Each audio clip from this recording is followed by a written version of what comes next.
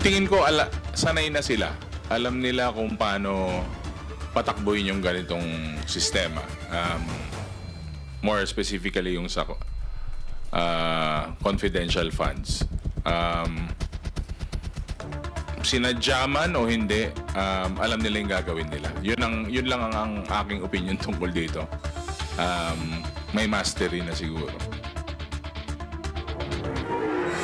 Balik bansa na si VP Sara at kontrobersya agad ang sumalubong sa kanya. Lumalaki pa raw ang sinasabing budol gang na tumanggap umano ng confidential funds ng pangalawang Pangulo.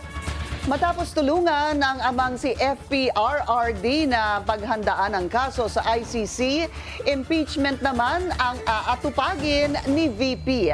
Atat na kasi ang Kamara na litisin si Inday Sara.